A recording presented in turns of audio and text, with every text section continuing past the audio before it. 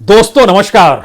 ना तो संविधान में दर्ज है और ना ही संविधान में संशोधन करके अधिकार अपने पास लाने की परिस्थिति पार्लियामेंट में पैदा की गई। ना ये प्रधानमंत्री कार्यालय के अधीन स्थिति है और ना ही वित्त मंत्रालय के रूल बुक में कुछ ऐसा लिखा हुआ है और ना ही आरबीआई के नियम कायदे खुले तौर पर यह कहते हैं कि सरकार जो कर रही है वो सब कुछ सही है। ऐसा कहीं भी लिखा हुआ नहीं है।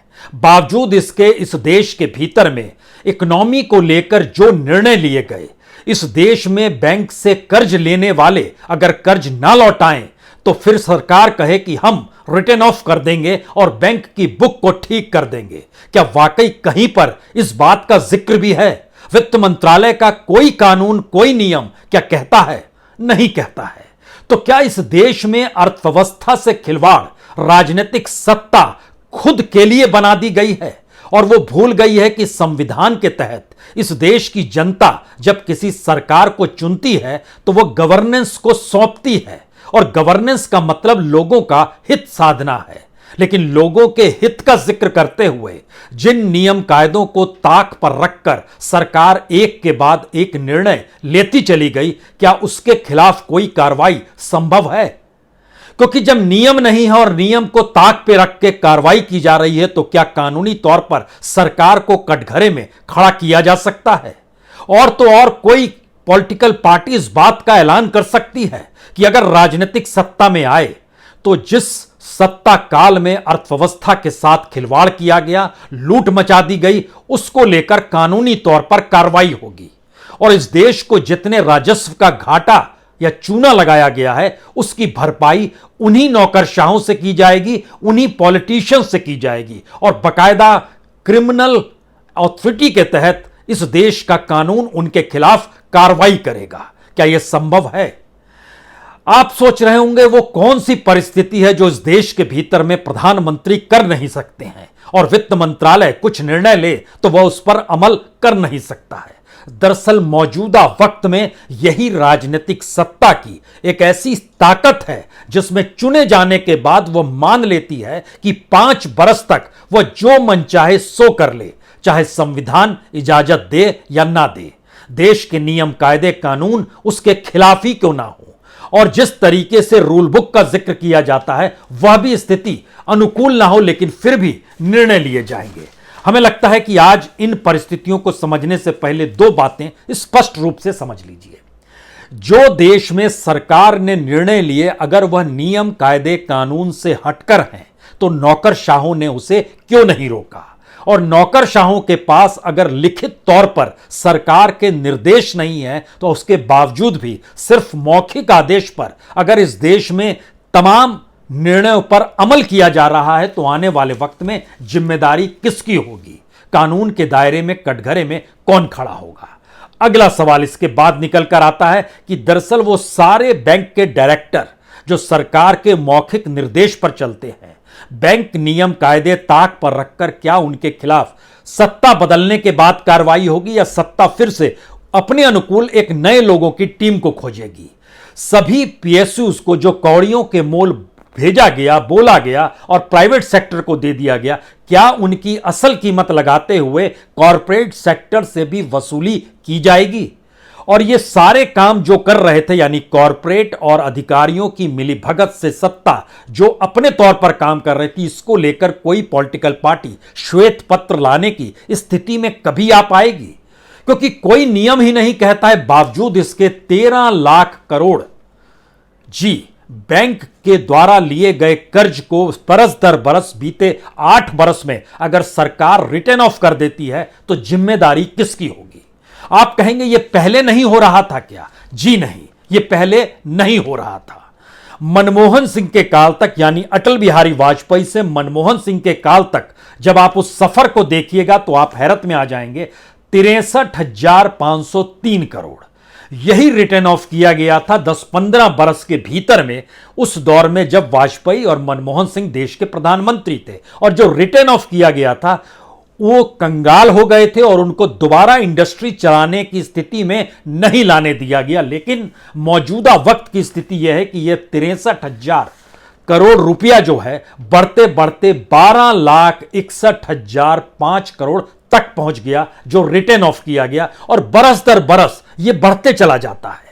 यानी इसके पीछे कोई वैसी सोच नहीं है जिस सोच के तहत इस पर नकेल कैसे कसी जाए, लेकिन यह अधिकार भी इस देश की फाइनेंस मिनिस्ट्री को नहीं है, यह पीएमओ के अधिकार क्षेत्र में नहीं आता है। इस देश के नौकरशाह इस रोप पे रिटर्न ऑफ नहीं कर सकते हैं, बैंक के बोर्ड ऑफ डायरेक्टर्स हों या आरबीआई के डायरेक्टर्स हों। अगर इनकी नियुक्ति भी पॉलिटिकल वे में हो रही होगी तो ये फिर राजनीतिक सत्ता के मौखिक आदेश को ही मानेंगे। मौजूदा वक्त में इनके खिलाफ कानूनी कार्रवाई कौन करेगा? लेकिन कोई नई सत्ता पुराने कच्चे चिट्ठे को क्यों नहीं खोलती है? हम यहां पर एक जिक्र कर दें, उसके बाद इस जो 12,61,000 करोड़ का जो हमने जिक्र किया उसका जिक्र करेंगे। एक स्थिति सोचिए, सीएजी में इससे पहले विनोद राय हुआ करते थे। विनोद राय ने कहा था 2G स्पेक्ट्रम का घोटाला 1,70,000 करोड़ का है। अब आप देखिए, इतने बरस के बाद जब 5G आ गया तो गवर्नमेंट को राजस्व का लाभ कितना हुआ? सिर्फ 45,000 करोड़ का उसने जिक्र किया, वह भी किस्तों में होगा। तो क्या 1,70,000 करोड़ रुपए झूठ बोला जा रहा था? और उस दौर की सरकार को ऊपर दाग लगाते हुए उस दौर के विपक्ष को एक हथियार दिया गया और इसको खूब बढ़ा चढ़ाकर पेश किया गया। यकीनन उसके बाद देखिए, कोल ब्लॉक्स का भी तो संकट आया था इस देश के भीतर में, उसके भी परसेप्शन को डेवलप किया गया। 1,76,000 करोड़ के राजस्व का घाटा हो गया। चलिए, घाटा हो गया, पार्लियामेंट में आवाज उठाई गई, लेकिन वो कोल ब्लॉक्स कैंसिल हो गए। उसके बाद जब मौजूदा मोदी सरकार ने उस कोल ब्लॉक्स का जिक्र किया तो देखिए 2020 तक 20,000 करोड़ का जिक्र हुआ कि राजस्व का लाभ इतना होगा, कुछ पैसा अभी भी आया नहीं है। फिर उसके बाद 2022 में इस बात का जिक्र किया गया कि 36,526 करोड़ अगले 10 बरस में यह कोल ब्लॉक्स के जरिए हमारे पास आएंगे। इसमें छत्तीसगढ़, झारखंड, मध्य प्रदेश, महाराष्ट्र, उड़ीसा, ये अगले 10 बरस का है। लेकिन दोनों को मिला भी दीजिएगा तो भी 56,000 करोड़ ही हुआ। उस दौर में याद कीजिए 1,76,000 करोड़ का जिक्र था। तो सरकारी अधिकारी जब विपक्ष को लाभ पहुंचाता और विपक्ष जब सत्ता में आ जाता है तो वह उनको कुछ लाभ देता है, जैसे विनोद राय को लाभ दिया गया। लेकिन इस पूरी प्रक्रिया के भीतर में अगला सवाल है, जो इस देश के भीतर में इंप्लीमेंट चीजें हो रही हैं उसके कानून आपके पास कहां है, उसके नियम कायदे क्या हैं? क्योंकि ध्यान दीजिए, रिटर्न ऑफ की एक पहले स्थिति आपको बता देते हैं कि किस तरीके से माफी हुई, और वो किताब को ठीक करने के लिए हुई कि बैंकों की बुक ठीक रहनी चाहिए। 2014 60,000 करोड़ रुपया, 2015 72,000 करोड़ रुपया, 2016 107 यानी 1,07,000 करोड़ रुपया, 2017 1,62,000 करोड़ रुपया, 2018 2,36,000 करोड़ रुपया, 2019 2,37,000 करोड़ रुपया, 2020 2,08,000 करोड़ रुपया खर्चा, और बीते बरस 1,74,000 करोड़ रुपए यह रिटर्न ऑफ किया गया। लेकिन यह अधिकार किसको दिया जाता है? ना तो पार्लियामेंट में कॉन्स्टिट्यूशन को अमेंडमेंट किया गया, ना ही फाइनेंशियल मिनिस्ट्री के तहत और आरबीआई के नियम कायदों के तहत यह अधिकार किसी के पास आता है, लेकिन रिटर्न ऑफ कर दिया गया।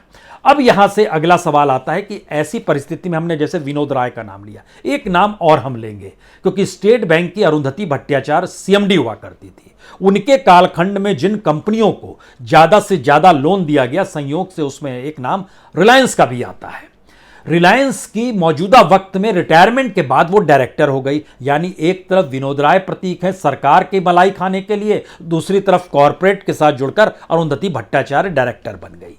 सरकार की अपने डॉक्यूमेंट्स बतलाते हैं कि उस दौर में एसबीआई ने कितना कितना लोन किसे किसे दिया, और अगर उस दौर में जो भी स्थिति थी उस स्थिति में अगर करप्शन का हिस्सा भी जोड़ दीजिएगा तो नौकरशाही में करप्शन पर नकेल कसने के लिए सीवीसी होता है, और सीवीसी के जो चेयरमैन थे वो जिन अधिकारियों ने कॉरपोरेट को मदद की उन्हें माफ कर दिया, और वो सीवीसी के उस दौर के चेयरमैन मौजूदा वक्त में रिलायंस के डायरेक्टर एक वह भी हो गए। अब आप क्या करेंगे?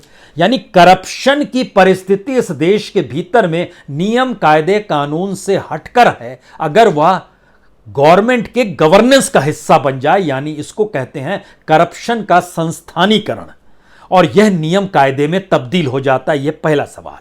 दूसरा बड़ा सवाल है कि ध्यान दीजिए कि जैसे और बैंकों में बड़े घोटाले या बड़े तौर पे कर्ज तो दिया गया, उसमें पंजाब नेशनल बैंक का नाम आता है, उसमें बैंक ऑफ बड़ौदा का नाम आता है, एसबीआई का तो हमने जिक्र कर दिया। इन्होंने एक लिहाज से जो वायलेशन किया वो पूरी तरीके से जो भी प्रूडेंशियल यूनिवर्सल बीआईएस नॉर्म्स होते हैं और उसके जो भी ड्यू डिलिजेंस होते हैं उन मानदंडों का खुले तौर पर उल्लंघन हुआ। उन्हीं के लोग आरबीआई हो, एलआईसी हो, पीएसयूज बैंक हो, यहां के डायरेक्टर पे नियुक्ति हो गए। यानी एक नेक्सस के तौर पर चीजें चल रही है और बाहर कर दिए जाएंगे अगर आपने मौखिक आदेश नहीं माना तो। यानी सारे काम मौखिक आदेश पे होंगे। आने वाली सरकार लिखित तौर पर कुछ भी नहीं पकड़ पाएगी। लेकिन इस देश के भीतर का सच क्या है? कोषागार खाली हो रहा है, इस देश के भीतर कर्ज बढ़ रहा है, इस देश के भीतर में जो रिजर्व इकोनॉमी है वह भी धीरे धीरे कंगाल की स्थिति में आ रहे हैं। धीरे धीरे भारत सरकार के आरबीआई के पास भी उतनी पूंजी नहीं है कि कोई बैंक कल क्राइसिस में आ जाए तो उसको उबारा जा सके,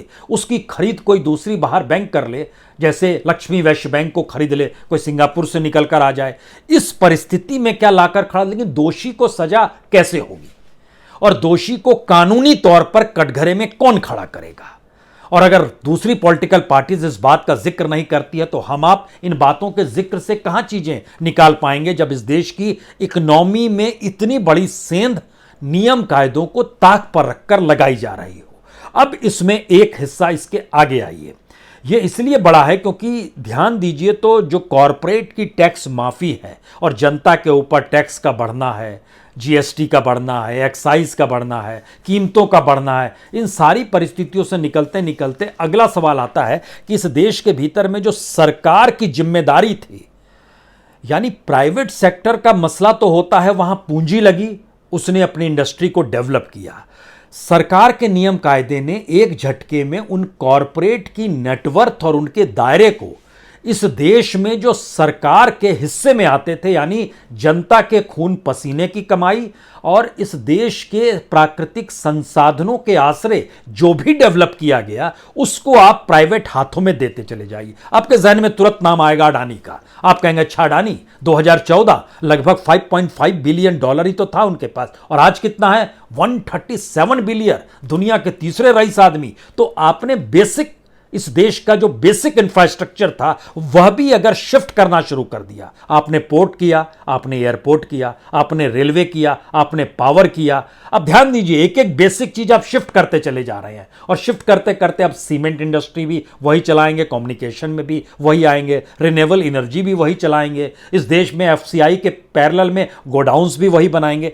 एक बेसिक जरूरत जो इस देश के भीतर में सरकार की जिम्मेदारी होनी चाहिए, मौजूदा सरकार ने हर जिम्मेदारी से पल्ला झाड़ते हुए इसी बात का जिक्र किया। दरअसल जो पीएसयूज चल रहे हैं वो घाटे में चलते हैं, तो हम कैसे चला लें? हम क्यों लोगों को रखें? तो घाटे में क्यों चल रहे हैं?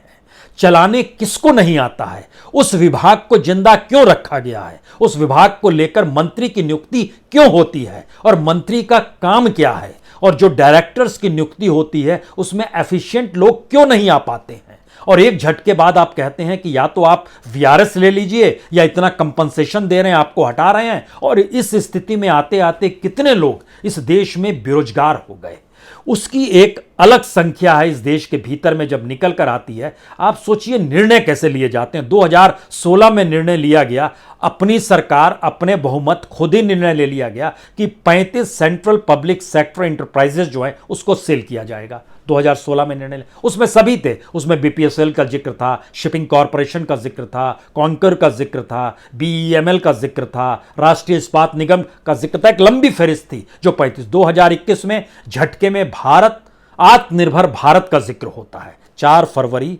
2021, और कहा जाता है अब चीजें नोटिफाई की जाएंगी, केस टू केस बेसिस पर अब सेल या बंद किया जाएगा और इसके पावर दीपम को दिए जाते हैं। दीपम यानी department of investment and public asset management.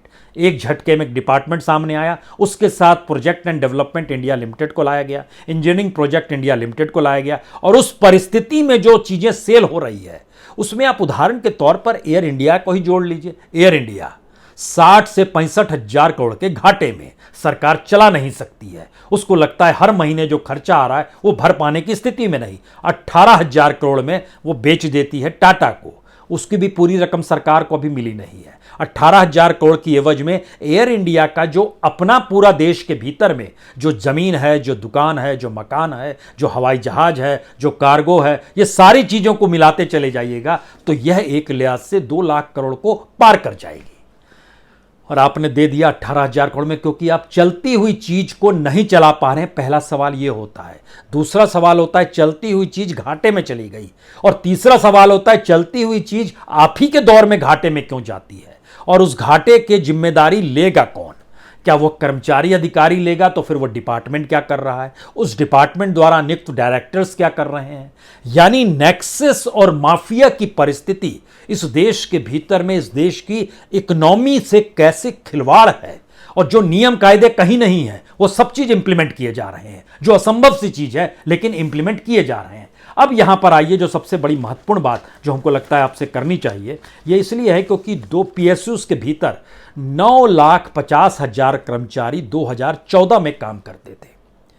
जब प्रधानमंत्री मोदी प्राइम मिनिस्टर नहीं बने थे उस समय 9,50,000 कर्मचारी काम करते थे PSUs पे। 2019 के इलेक्शन तक आते आते वो घटकर 7 लाख हो गए, यानी 2.5 लाख कम हो गए। 2022 में यानी 2019 के इलेक्शन के बाद उसमें 1,10,000 और कम हो गए, यानी 3,60,000 कर्मचारी PSUs में कम हो गए। 9.5 लाख से घटकर लगभग 5,94,000 पर यह आकर टिक गए। कौन जिम्मेदारी लेगा? लोग को नौकरी नहीं मिल रही है, जिम्मेदारी किसकी होगी? गवर्नेंस का मतलब क्या होता है? जनता सरकार क्यों चुनती है? कॉन्स्टिट्यूशन क्या कहता है सरकार को लेकर? कॉन्स्टिट्यूशन जनता के राइट्स का जिक्र करता है, we the people, for the people, to the people, इसका जिक्र है, या टू द गवर्नमेंट का जिक्र हो रहा है? और उसमें भी चुनी हुई राजनीतिक सत्ता को 5 बरस के लिए इतने पावर, वो जो मन चाहे सो कर सकती है, क्योंकि इस प्रक्रिया के भीतर में वह इंडस्ट्री जो भारत की रीढ़ रही, वह इंडस्ट्री जो गर्व के तौर पर भारत सरकार के हर प्रधानमंत्री ने अपने तौर पर देखा और आत्मनिर्भरता का एहसास उन इंडस्ट्रियों के जरिए जागा, उन्हीं को आपने सेल कर दिया और यह कहा कि यह घाटे में चल रही है। तो घाटे में आई क्यों? यानी सरकार पल्ला झाड़कर अगर सब कुछ कॉरपोरेट, वह भी कुछ चंद मित्र कॉरपोरेट के हाथ में देती है। जब हम अडानी का जिक्र करते हैं तो बार बार हर के जहन में आएगा कि अगर आप इसको रुपए में तब्दील कीजिए तो किसी के पास 5.5 रुपए थे 2014 में, और उसके बाद 2022 में वह 137 रुपए बन गए।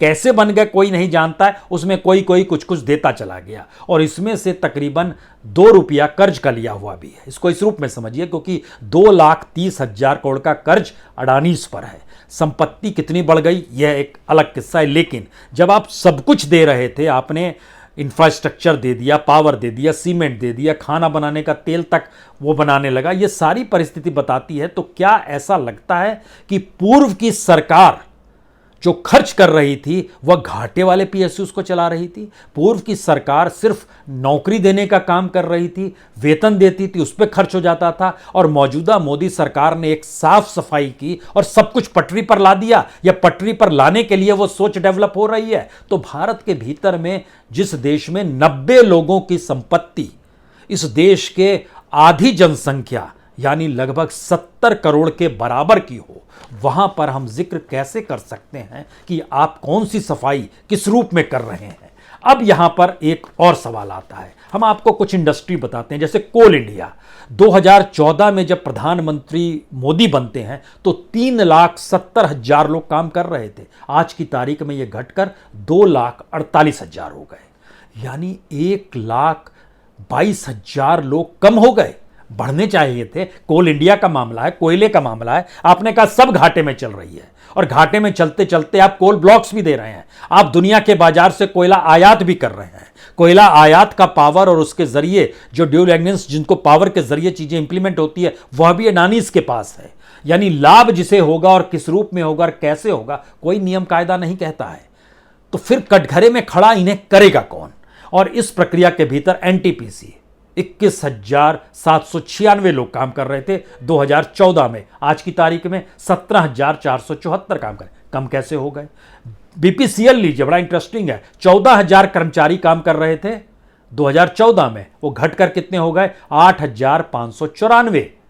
अब आप सोचिए कैसे कर्मचारी कम हो सकते हैं किसी इंडस्ट्री को चलती हुई। LIC का जिक्र कीजिए, LIC का तो IPO आया, लेकिन क्या जानकारी है 1,16,000 लोग काम करते थे, 1,17,000 मानिए, और 1,05,000 आज की तारीख में काम करते हैं, तो कम कैसे हो गए? ये सारे सवाल इसलिए बड़े महत्वपूर्ण हैं क्योंकि जितनी बड़ी तादाद में लोग नौकरी कर रहे थे और जितनी बड़ी तादाद में लोग कॉन्ट्रैक्ट पे रखे जा रहे थे, एक झटके में कॉन्ट्रैक्ट वालों की तादाद बढ़ाई जाने लगी और जो टैक्स का जो इंप्लीमेंटेशन था वह भी एक झटके में कॉरपोरेट 40% से घटकर 29% पर आ गया और लोग के ऊपर 26% से बढ़कर 40% तक का टैक्स चला गया, जो साहे गाहे वगाहे सेस जोड़ लीजिए, GST जोड़ लीजिए, सारी परिस्थिति में हुआ क्या?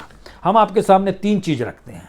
मसलन 33% की बढ़ोतरी पेट्रोल जैसी जगह में 73 रुपए से बढ़कर 2019 के इलेक्शन को हम बेस बना रहे हैं। जब 19 का चुनाव था 73 रुपए का पेट्रोल था, आज 97, 33% बढ़ गया। नमक 18 रुपए था, 24 रुपए हो गया, 33% बढ़ गया। चाय एक 212 रुपए केजी थी, बढ़कर 282 रुपए हो गई, 33% बढ़ गया। सरसों तेल 110 रुपए से बढ़कर 175 रुपए हो गया, 59% का इजाफा। और सबसे ज्यादा LPG गैस 494 से बढ़कर 1053 को भी पार कर गया, यानी 113% से ज्यादा। अगर इस रफ्तार की बेसिक स्थिति में समझें तो आप कहेंगे नहीं नहीं, जिक्र कर दीजिए कर्ज कितना बढ़ गया, डॉलर को लेकर रुपए की क्या स्थिति हो गई। यकीनन 80 पार यानी 60 तक पहुंचा था तो प्रधानमंत्री जब मुख्यमंत्री थे हांफने लगते थे, लेकिन आज 80 रुपए हो गया डॉलर, तो भी हम खुश हैं, चेहरे पे मुस्कुराहट है। कर्ज 2014 में 59 लाख करोड़, 56 लाख करोड़, आज की तारीख में 139 लाख करोड़। क्यों बढ़ गया भाई?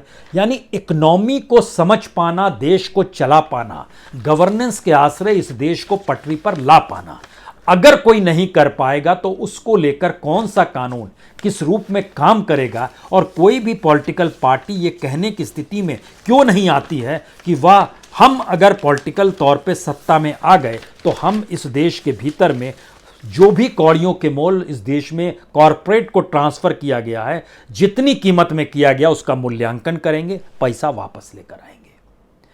ब्लैक मनी से आगे की यह परिस्थिति है जो इस देश को चूस रही है, खत्म कर रही है। वो सारे बैंक डायरेक्टर हों, ब्यूरोक्रेट्स हों, जिन्होंने नियम कायदे ताक पर रखे सिर्फ मौखिक आदेश पर, उनके खिलाफ कार्रवाई होगी।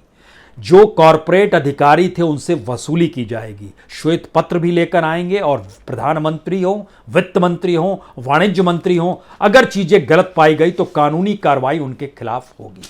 लेकिन इन सारी चीजों के लिए उस पॉलिटिकल पार्टी में नैतिक बल होना चाहिए, ईमानदारी होनी चाहिए और इस इकोनॉमी को संभालने और इस देश को आगे बढ़ाने की सोच में एक ऐसा विजन होना चाहिए जिसमें इस देश के लोगों की भागीदारी भी नजर आए, ना कि जीते हुए सांसद और मंत्रियों के आश्रय इस देश को हवाले कर दिया जाए। और मौजूदा वक्त में तो वो सिमटते सिमटते 1-2 चेहरों पर आकर टिक गया, यानी कॉन्स्टिट्यूशन और इस देश के जो भी नियम कायदे हैं और पार्लियामेंट के भीतर उस कॉन्स्टिट्यूशन को अमेंडमेंट भी नहीं किया गया।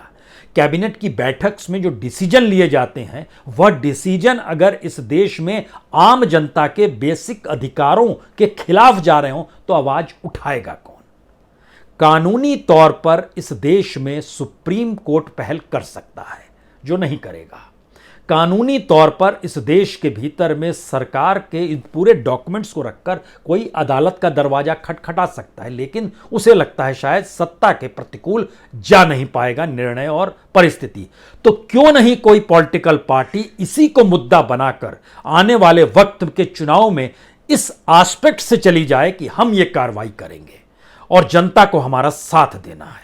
क्या ये बल किसी पॉलिटिकल पार्टी में है, या छिटपुट जिन मुद्दों के आसरे देश को उलझा दिया जाता है, उस उलझी हुई परिस्थिति में आप उंगलियों से चीजों को सुधारना चाहते हैं और देश की गत और बुरी हो जाती है? सोचने की स्थिति जरूर है। और सवाल यह भी है कि कार्रवाई होगी कैसे, कार्रवाई करेगा कौन, और आने वाले वक्त में कोई भी राजनीतिक सत्ता इस रूप में इस रास्ते पर ना चली जाए, इसके लिए कोई नजीर बनेगा कैसे? यही सबसे बड़ा सवाल है। बहुत बहुत शुक्रिया, बहुत बहुत शुक्रिया।